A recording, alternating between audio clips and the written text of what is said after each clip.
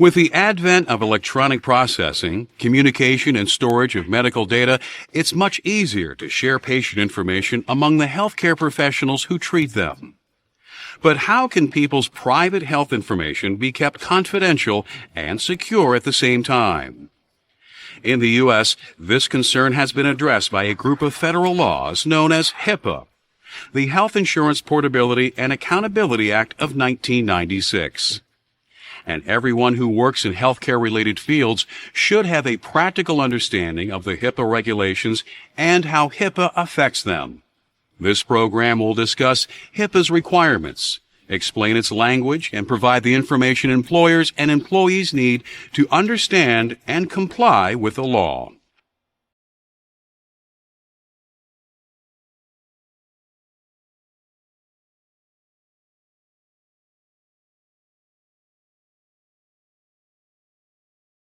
HIPAA established 3 rules for safeguarding the privacy and security of patients' medical information. The HIPAA Privacy Rule gives patients specific rights regarding their health information. It also regulates who else can have access to this information. The HIPAA Security Rule established standards for safeguarding this information when it is transmitted or stored in electronic form. The HIPAA Enforcement Rule set up procedures for investigating potential violations of HIPAA regulations and established penalties to help enforce compliance. HIPAA was followed by 2 other acts that related to the privacy and security of health information. The Genetic Information Non-Discrimination Act, known as GINA, focused on protecting people's genetic information. The Health Information Technology for Economic and Clinical Health Act, or HITECH, extended the reach of HIPAA requirements and updated the penalties for violating them. In 2013, a final omnibus rule officially integrated GINA and HITECH with HIPAA and formed the health information regulations that are enforced today. HIPAA defines protected health information, PHI, as any data about a person's health, their health care, or payment for their health care that is created or collected by a healthcare provider, health plan, or healthcare clearinghouse, their business associates, and subcontractors, is transmitted or maintained in electronic form or any other medium, and identifies the person or could be used to identify the person that it relates to. PHI can include things such as physician's notes and healthcare billing information, blood test results, doctor's telephone records, an MRI scan, and appointment scheduling notes. PHI can be in any form: oral, recorded, written down on paper, stored in a computer, or on the Internet.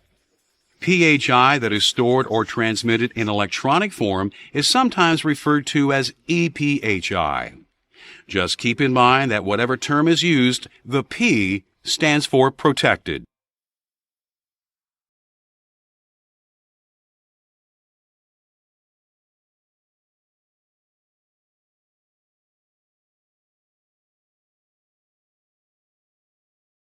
HIPAA groups the organizations and people that are responsible for protecting health information into 3 categories: covered entities, business associates, and subcontractors.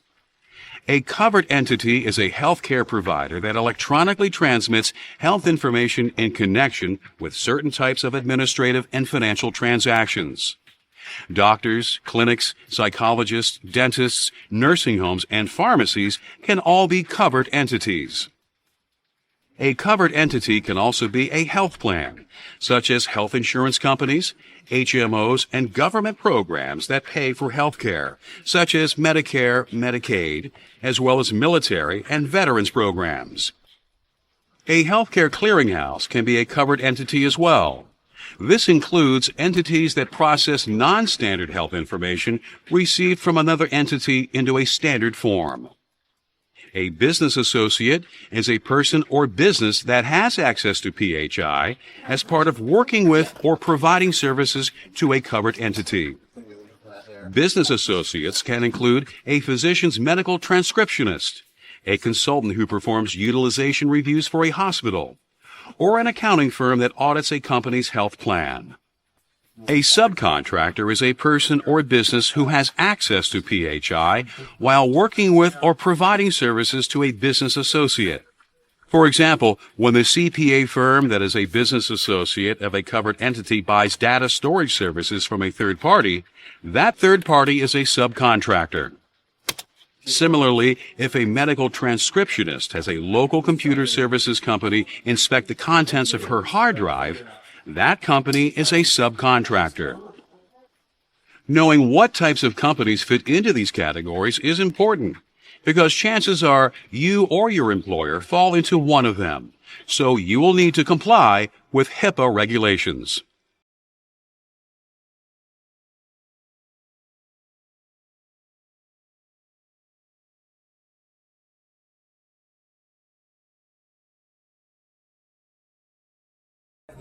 Under HIPAA, patients have specific rights regarding their protected health information.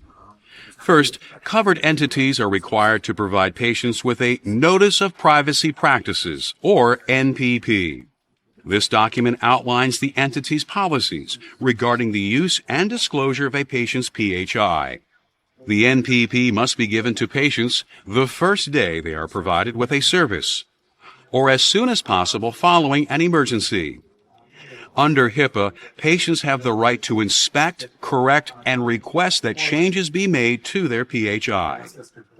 Patients may also request that their PHI be communicated to them by other than the normal means and at alternate locations to protect confidentiality.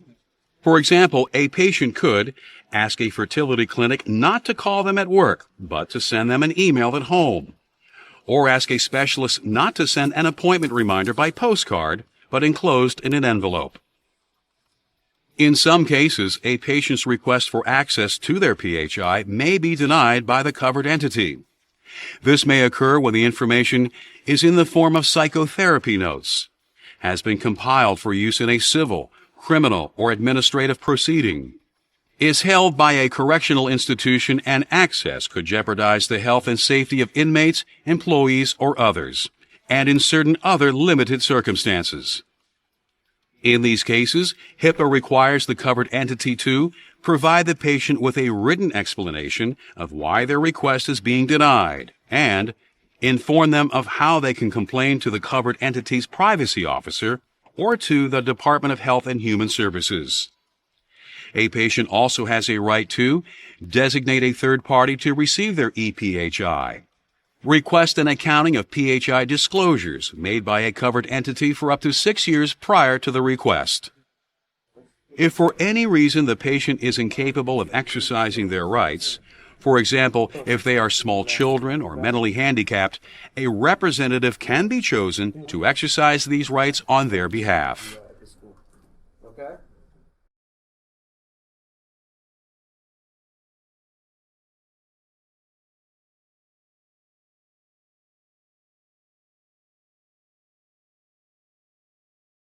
HIPAA uses the terms use and disclose to describe the two ways that protected health information can be handled. Use occurs when a covered entity examines, applies, or analyzes the information. Disclosure takes place when the information is released, transferred to, or accessed by a business associate or subcontractor. The use and disclosure of PHI is permitted for disclosure to the patient, with patient authorization or agreement, for purposes of treatment, payment, and day-to-day health care, for incidental uses, such as doctors talking to patients in a semi-private room where other patients or personnel may be present.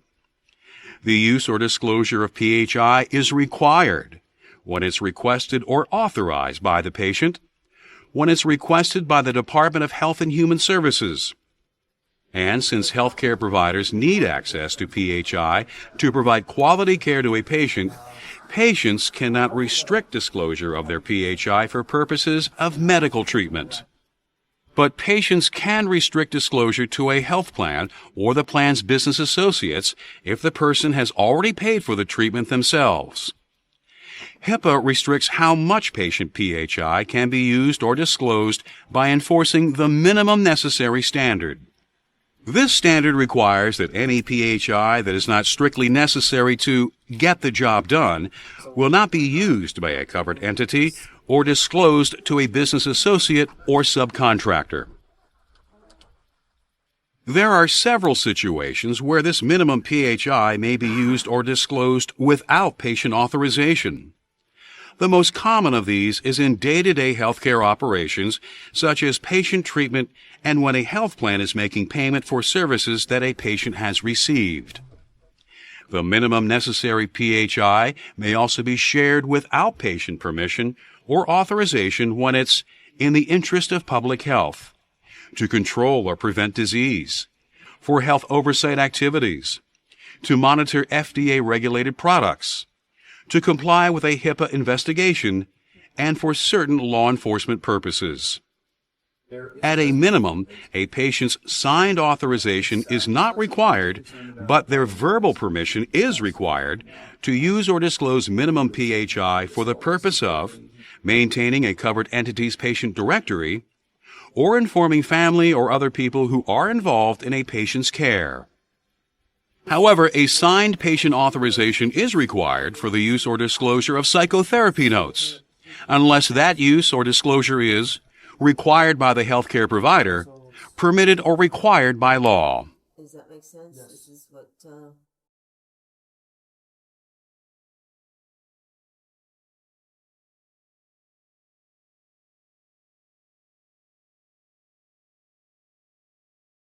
Another thing that the HIPAA final omnibus rule did was to set stricter limits for how PHI may be used or disclosed for marketing purposes, but it is less stringent about using PHI for fundraising. The privacy rule defines marketing as a communication about a product or service that encourages recipients of the communication to purchase or use that product or service, and initially applied only to covered entities. But marketing is also defined as an arrangement in which a covered entity discloses PHI to another entity that will use it for a communication that encourages recipients to purchase or use a product or service. For an individual's PHI to be used or disclosed for the purpose of these two types of marketing, the covered entity must first obtain the patient's signed authorization. However, a marketing communication does not require a patient's authorization when it is made in the form of a face-to-face communication or a gift of nominal value that is given to the patient by the covered entity. There are three other types of communication that are not considered marketing, where PHI can be used or disclosed without the patient's authorization, if they describe health-related products or services that are provided by or included in a plan of benefits from the covered entity that is making the communication, if they are made for the treatment of the patient, such as a pharmacy sending prescription refills or a physician providing free samples of a prescription drug to the patient, or if they are made to coordinate care, or to recommend alternative treatments, providers, or service locations to the patient. As for fundraising, HIPAA does not require patient authorization or permission for their PHI to be used for fundraising purposes. The only requirement is that all fundraising communications must include a simple method, such as an email address or toll-free telephone number that can be used to opt out of receiving any additional fundraising communications.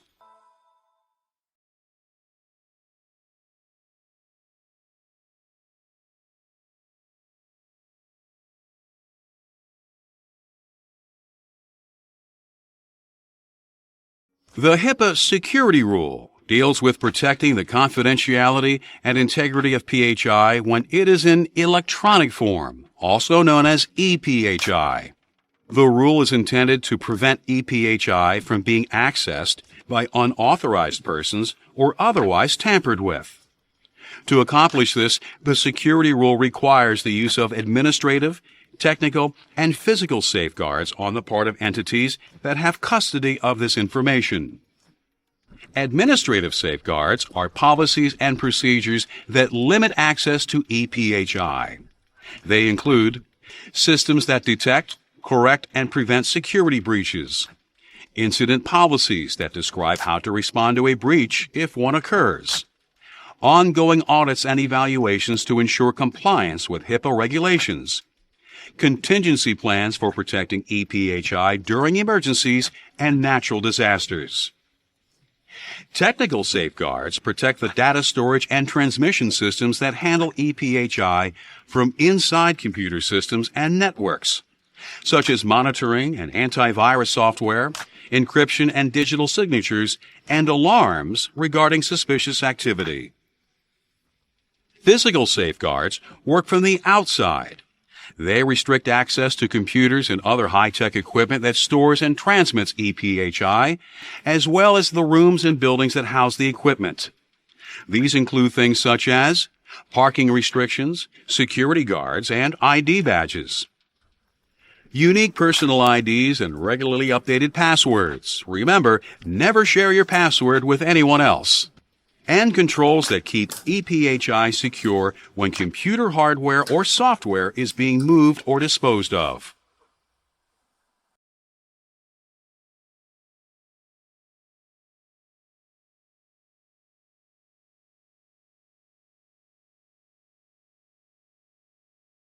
The HIPAA-mandated policies, procedures, and safeguards we have discussed are all designed to ensure the privacy and security of protected health information.